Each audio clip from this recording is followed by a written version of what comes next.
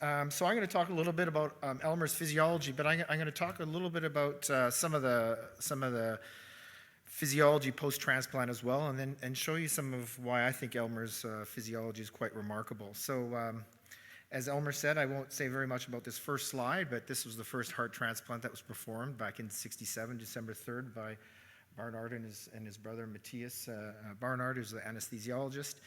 And so the first heart transplant recipient was Louis Haykowsky, who was 55, 56 years of age. No one really talks about this, but the first donor was actually a female, her Denise Darval, and I think it's really important that we honor her legacy as well. But it's very interesting because it's the one unique physiology where we can have a female allograft in a male body, which occurs about 9% of all transplantation. But if you've read some of Andre's and others' work with agent chassis mismatch, it's very interesting physiology.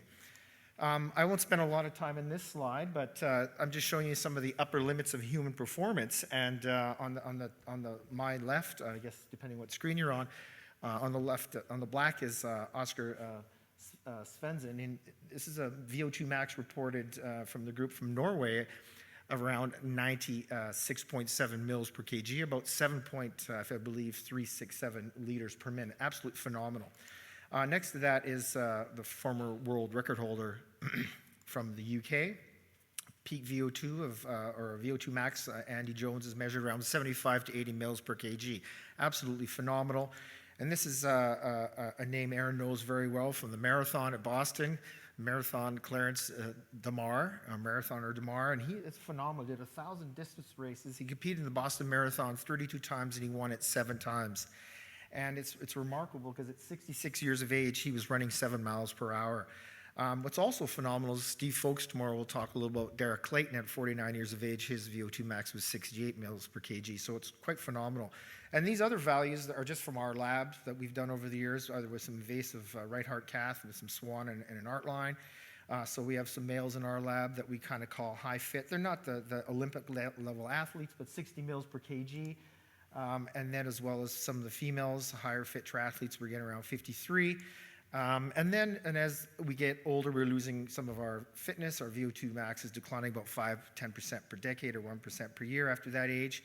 And then on our hands, some of the allograft transplant recipients that we've measured around sort of 57 years of age, 5 years post, and the males 14 and 12 mils per kg. So quite low VO2 max post-transplant, which is phenomenal because if you take a younger heart implanted in an older body, you'd think, well, at least VO2 max should be somewhere around the age of the older body, but we just don't see that at all.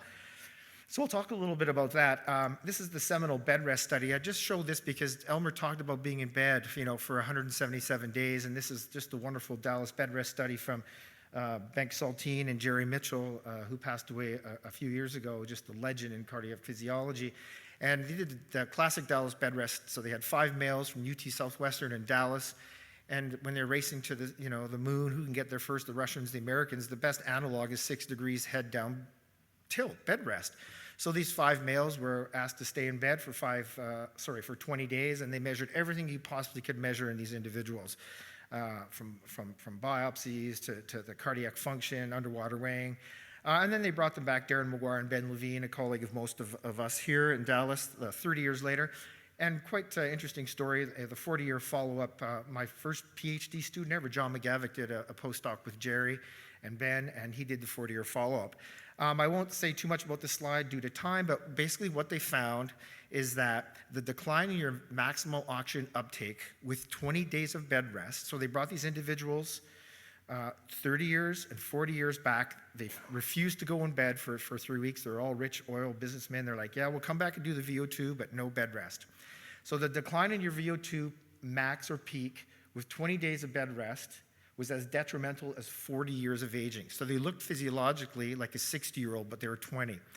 So I love giving this talk. I forget who made this quote. I think it's Herman Hellerstein, but even the Baptists, the Southern Baptists, when I show this quote, they laugh too. So really the take-home message here is that bed rest for greater than 24 hours is only good if you're in bed with somebody else.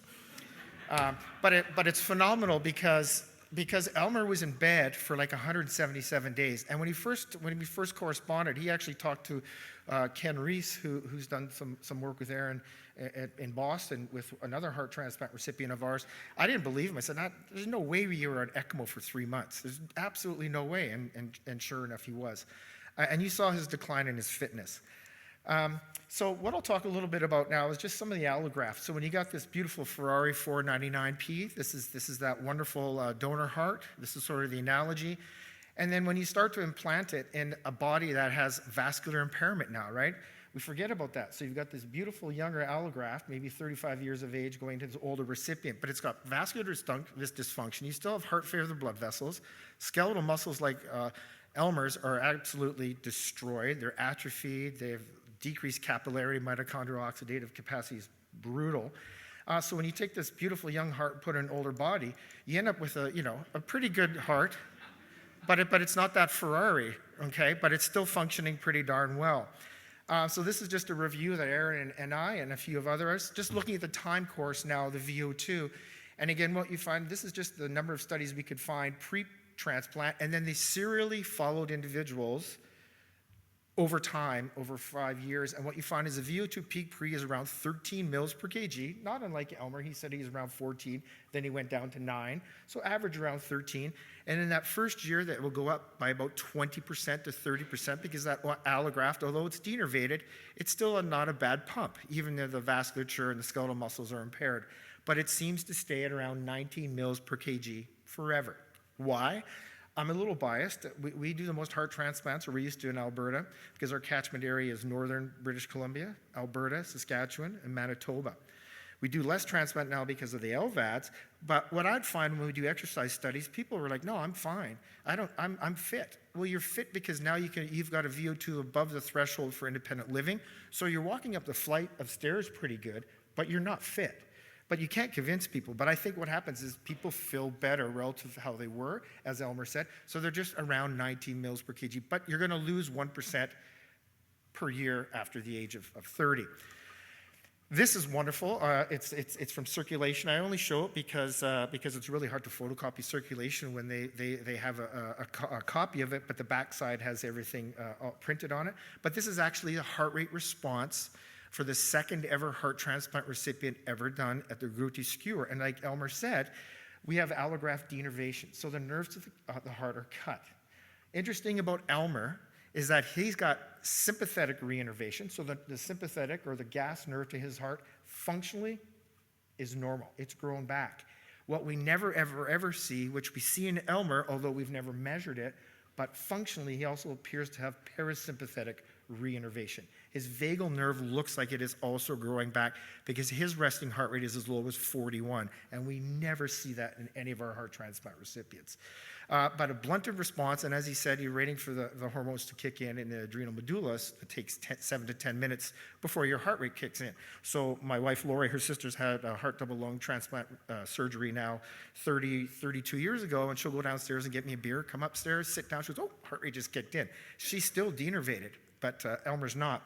So here is some of the physiology that I like to think, so why is Elmer so unique? So there was a great paper by David Pryor and Bernsey, who's sitting here, just brilliant paper on LV torsion and twist. And I was just reading it the other day, and I was talking to Andrew. It's the absolutely best paper I've ever read. And he gave me a really unique idea, Bernsey, because he talked about aging. And this whole paper, and one of them was like comparing younger, I think, and older individuals and looking at their torsion and twist. And I started to think, well, this is kind of fascinating because we've got this young allograft in this older body, but we're measuring VO2 and hemodynamics in older people. So what we did over the years is that we had a number of heart transplant recipients, and now their mean VO2 is around 24. So believe it or not, I kind of handpicked these ones. So it's about double what we normally see post-transplant. So these are our fitter heart transplant recipients, of which most have evidence of sympathetic reinnervation. So then what I did is I found out the age of the donor, and I know the age of, obviously, the heart transplant recipient, and I matched them for activity. So for one of our heart transplant recipients that Aaron has studied very well in Boston, he was the first person to do a triathlon, we matched him with one of my grad students who is also a triathlete. So we matched you for the age of the donor, age of the recipient, and his fitness as much as we can. Of course, I know nothing about the donor's fitness level. So here's our heart transplant recipients. Here's their heart rates, 151. You can read all that. Around a VO2 of 2 liters per minute. So then now we match them for the individuals who were the same age as the body. What you find is that their VO2 is somewhere around 3 liters per minute for our healthy controls. But what you do find is that our heart transplant recipients with some allograft reinnervation, their heart rates aren't that much different than an older individual if you're fitter. They have a lower stroke volume, markedly lower cardiac output, lower oxygen extraction. But now if you also match them for the age of the donor, this is where we see the differences. Way lower heart rate in our transplant recipients, way lower stroke volume, way lower cardiac output, lower VO2 peak. And these are just some athletes that Mike Stickland, when he was doing a PhD with us, we did some right heart cath and swan, as well as looking at pulmonary shunt. It doesn't matter, but these are our more fit individuals. And what you see with those ones is that the AVO2 is not that much different than our transplant recipients. It's just they've got such a big pump. So phenomenal, phenomenal individuals. And these aren't even the fittest of the fit. But I'll show you this because at the end, I've done some modeling as to why I think Elmer is so good. And how we can take, people always ask, why is he so good? So I've taken the reverse and I say, well, what if we took the highest cardiac output and made them look like Elmer pre-transplant? What we've also did, again, this is from Bernsey where we got the ideas, then I've estimated tau, EE prime, I know garbage, but we've done it just to show you that tau is actually prolonged post-transplant. In our hands, when we estimate it's pretty close to the age of the recipient, it's probably more prolonged, but it's definitely more prolonged. So the heart and diastole is taking a lot longer to relax. And Bernsey, what we found is that our heart transplant recipients, when the mitral valve is opening, they're still twisting. Whereas our athletic individuals are already untwisting and they've got great suction. And we found the transplants were not doing that. They're still twisting when everyone else is untwisting. And then if we estimate their EE prime and get a filling pressure, Ben Levine has shown this long ago, but you can see our heart transplant recipients have stiff ventricles and diastole. They're in the green, so their ventricle is less compliant, more stiff than someone who's the same age, and even more stiff than someone who's younger. And then when we get our high fit males where we have right heart cath and exercise into max, they're way over to the right. And I can tell you, if I estimate Derek Clayton's EE prime or is filling with filling pressure, he's way to the right. So this isn't new, but Ben has shown that, but our heart transplant recipients have impairments with that allograft that doesn't fill as well, it's stiffer, their arterial vasculature is markedly more stiff. So their vasculature, as I said, they still have heart failure of the peripheral vessels because they're in green there on the right, it's very high, that's bad, there's poor ventricular vascular coupling. And not only that, when I estimate something called diffusive oxygen conductance, that's just the transport of oxygen from the red blood cells and microvascular to the mitochondria. It's really poor in our heart transplant recipients, relative age matched, donor matched, and way, way lower than individuals who are quite athletic. So we have trouble, I think, with the whole O2 cascade. What's unique about Elmer and Dwight Croning is that they almost nearly maximally extract all the oxygen that comes back or comes to their muscles during exercise. And I'll show you that in a sec. This individual is very interesting because he's the first heart transplant we ever studied who was relatively fit. I went to the clinic, they said, oh, you missed this guy today, but he's quite fit. And I'm like, yeah, I've heard that before. So I gave him a call. I said, do you want to join this study? He said, yeah, sure. So we get him on the bike, and his peak VO2 was 48 mils per kg. And I was like, holy, there's no way, at 180 watts. So we did a supermax test. We gave him a 5-minute break and we did the test again, and sure enough it was. And at that time we were doing a study of 5 days a week of training for 12 weeks. 3 days a week you did strength training, 2 days a week you did continuous training, and 3 days a week we did high intensity interval training, because everyone said, oh, heart transplant recipients can't do interval training. I'm like, well, why can't they? So this individual, he would come at 5 o'clock and he was doing his intervals at 300 watts for 30 seconds on, a minute and a half off, and ended up doing 25 intervals. And at the end of the study, we got his VO2 max up to 59 mils per kg. He increased his lean body mass by about 3%. His maximal heart rate didn't change. We did not change his cardiac function. When he looked at his endothelial function with the brachial artery FMD, he actually vasoconstricted pre, and he dilated a little bit post. So everything we did with this individual was all to periphery. But what was unique about him, I don't think I have a laser pointer, do I? Oh, maybe I do. well, you can't see it, but you can clearly see the red is that his heart rate's a little bit higher because it's before the test, but his heart rate is not blunted. It was quite rapid. And he got up to about 180 beats per minute. But if you look at the green line, that slope of the green line is his VO2. So the slope of his oxygen uptake is way faster than his heart rate. So then what I did last week is I just measured this diffusive conductance. It's just think about oxygen extraction. What that does is it markedly follows his VO2. So in trying to compensate for your heart rate being blunted, although this individual's heart rate is very, very high and quite remarkable, just like Elmer's, he extracts oxygen really early and quickly on during exercise. That's just him on a bike. So he's also done a bunch of races, which I just don't have time. But what we were lucky to do is now this individual, I have to qualify that, when he joined our study, he was 18 years post-transplant. So he was already he was 45, 46 years of age. And then we measured his fitness for a decade over that time. And what you can see is that he's done a number of races. So he actually, this is serendipity, and life is crazy. So the year that Elmer, and we just figured this out, the year that Elmer did the Canadian Ironman, Dwight Kronig, the guy that I'm talking about, the first person we worked with, had to sign up for the race for the next year. So he was at the finish line that this individual was at in order to sign up for the race. So it's kind of really weird, only for this fellow to contact us to say, hey, this guy did an Ironman, but he did not have a heart transplant at that point, Elmer. So his VO2 was quite high pre-Ironman, although he's doing a lot of volume training. And then he also tried to do the Arizona Ironman. He did quite well. He's really skinny, no muscle mass. He got out of the water and he was freezing. He was just hypothermic. He could not warm up on the bike, and he's like, I'm done. I was like, seriously? That was an expensive trip. And then the beautiful thing about this sport is that you get to meet people like Andre, you get to meet people like Aaron, and Aaron Bagish is like the nicest person I've ever met. I phoned and said, Aaron, I got this heart transplant recipient. He can never, ever qualify for Boston. Can you get him in? He's like, yep. And just like that, Aaron Bagish, he got him into Boston. So I remember this, I'm at the Mass General, and Dwight and I are giving rounds on the Thursday.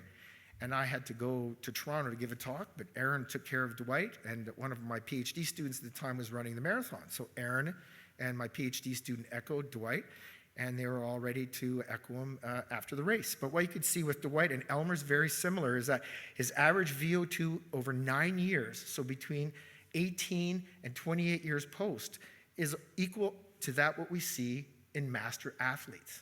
And that's exactly what you see in Elmer. These are the two fittest. Well, there's a third. Aaron Bagish has someone whose VO2 is even higher, who is a Tour de France athlete. So they're the three fittest heart transplants in the world, of which Aaron's has the highest VO2 ever recorded in a heart transplant recipient, is 64 mils per kg. Absolutely phenomenal. Higher than most of us in this room. So these two unique individuals, and Aaron's, have VO2 max, like master athletes who don't have a heart transplant.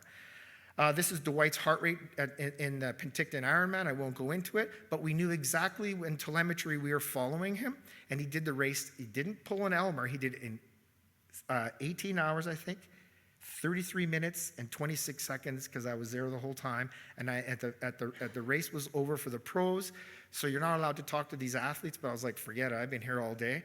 So I would drink a beer. He'd catch up to us, have another beer. So I didn't drink 26 beers, but I drank quite a few beers. But his heart rate's phenomenal. And then just a phenomenal rate. Aaron got him into the race, and this is remarkable, Aaron, because we were just looking at his data the other day, and he was 4 minutes from the finish line in 2013, and the race had to stop. And Aaron became a trauma doctor, and it was a tragic day, but he was 4 minutes from the finish line. But again, Aaron, just being who he is, I phoned him up. I said, Aaron, Dwight got invited to the Boston Marathon again. I can't qualify, but I want to run it with him. Can you get me in? He goes, sure. So we came back at 14, and Aaron took care of us, and we ran the Boston Marathon. And there's a person people know here. He was the fastest Australian at the marathon. He came 200 out of 35,000 people. Was that fellow right there on the front row, Andre LaGersh, who was one of the fastest people in Boston. Getting back to Elmer now, we'll finish up, I promise. This is Elmer showing his story and pictures that I've taken. This is him, again, with his ECMO, which I didn't believe, but absolutely he was. Then he's talking a little bit about getting on the bike and doing the Ironman. This is some of Elmer's physiology, his VO2 peak. Before he talked about that race where he wasn't feeling very good, he did a VO2 max test a few months before, it was around 46. But like he says, I don't think that was 46. He was not feeling very well. Then he went down to 13. Then he went down to 9. And just so you know, this slide just shows the VO2 required for independent living. So Elmer's VO2 was somewhere around 9 mils per kg. So just for him to sit in bed required somewhere around 99 to 103% of his VO2 max sitting at rest. Just to doing, I can't see that, putting his clothes on, which he wasn't even doing, was around 133%, and walking, which he did not at all, was 155% of his maximum. So his VO2 was so low, and his lactates were 11. We never see that.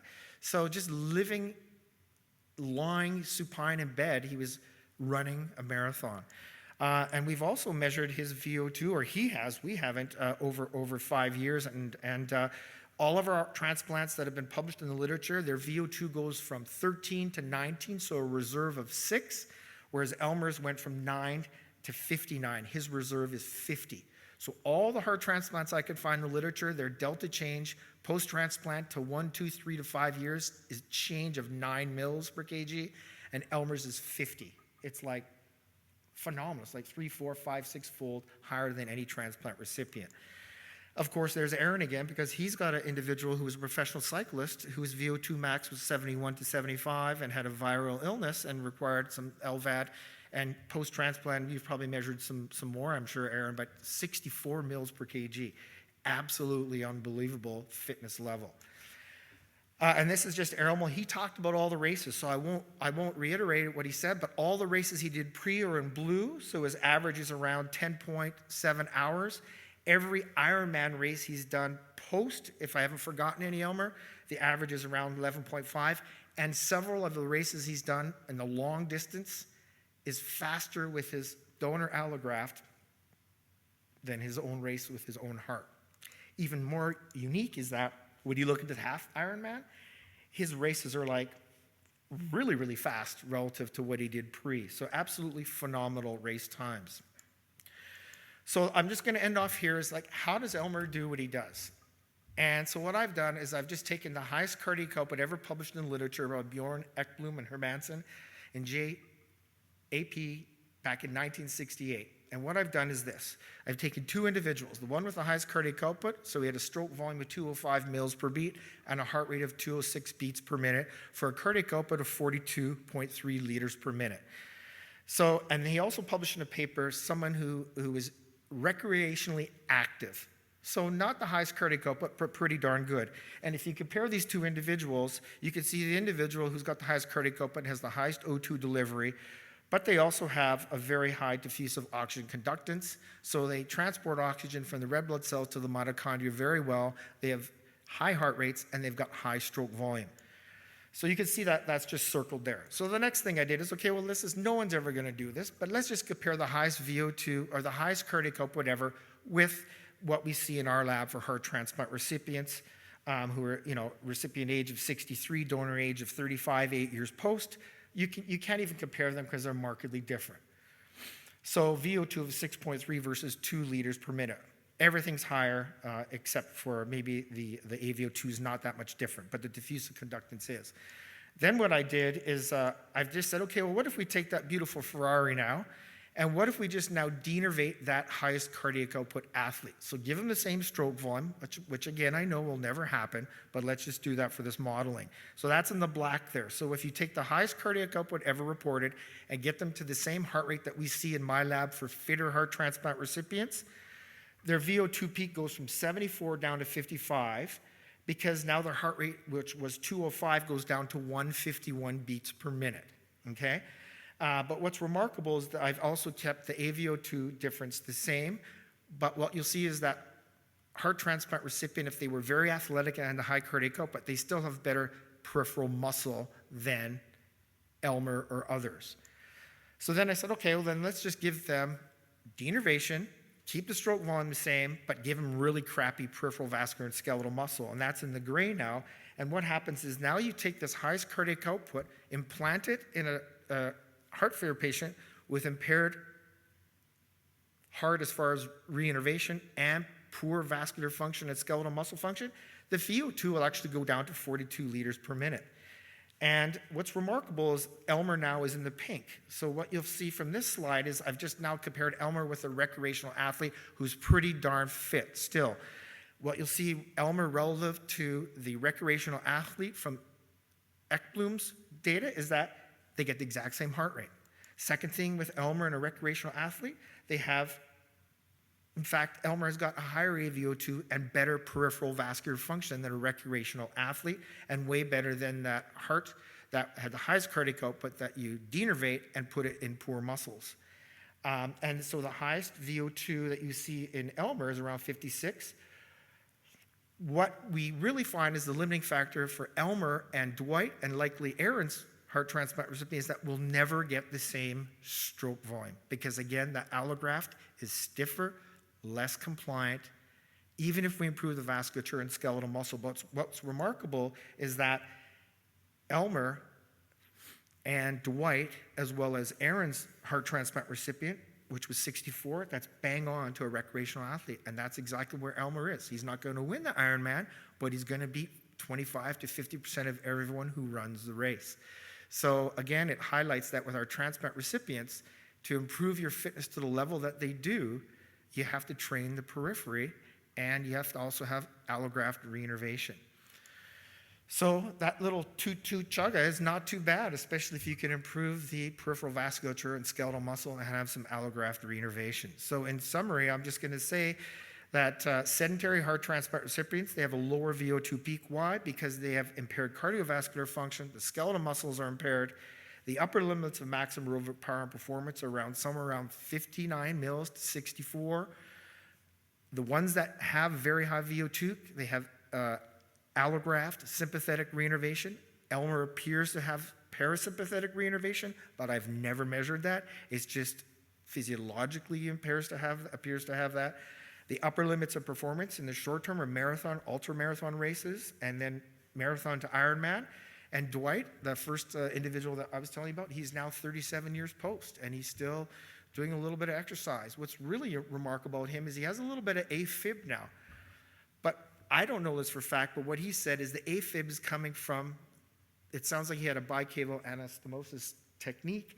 So he thinks, again, I don't know this, but the AFib is actually coming from his own heart, because his donor heart does not appear to have the AFib, is how he describes it. I don't know that that's fact or not, but it is interesting. But at 37 years post, he's still doing 10Ks and running around and doing quite well. So we believe that there is a legacy effect of pre-training, that you just go back to your old normal, which was doing Ironmans, doing triathlons, whereas everyone else, their legacy effect is basically going to the fridge, getting a beer, and that's all they're doing for the most part. So it's just the legacy is where you started from.